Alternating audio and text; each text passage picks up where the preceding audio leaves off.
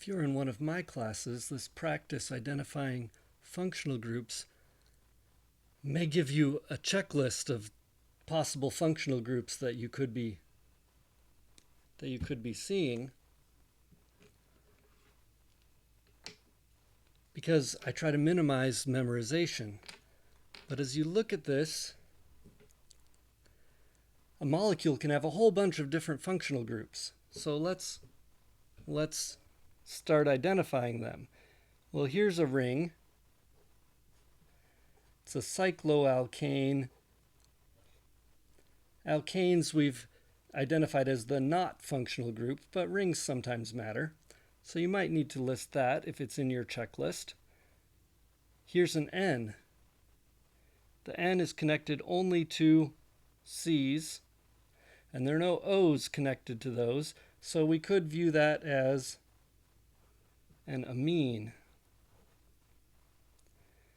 Here's another N connected to C's with no O's. There's our second amine, so I'm going to mark that down.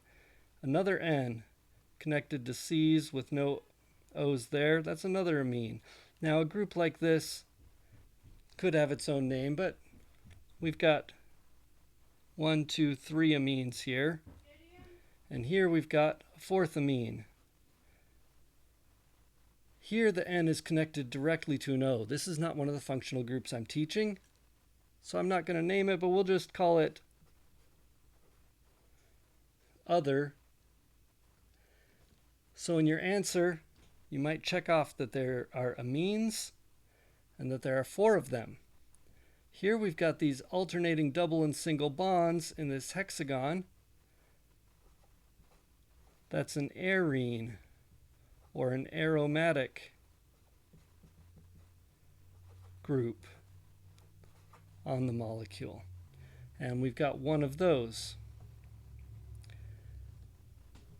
Let's move on to the next molecule. Here's Prozac again. We've got halogens, or halo groups. There are 3 fluorine, so we're going to say that there are 3 halo groups. Here's a benzene ring. Here's a benzene ring.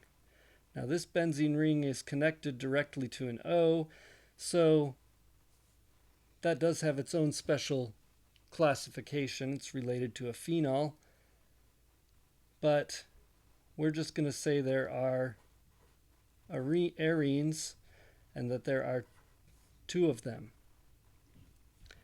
Here we have an oxygen in between 2 carbons. That starts looking like an ether, but we always have to go one step further.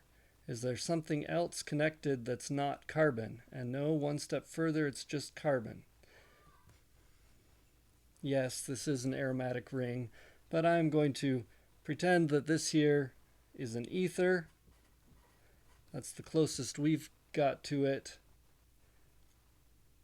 And there's one of them. You can see how skeletal structures are really nice because these functional groups just stand right out in the skeletal structure. In our expanded structure, there were hydrogens everywhere and bonds everywhere, just confusing things. So here we've got a nitrogen in between carbons, nothing but carbon or hydrogen attached, so we've got an amine. We have one of them.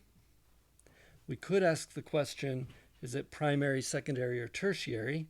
So for that, we take the N and see how many carbons are attached. 1, 2. It's a secondary amine.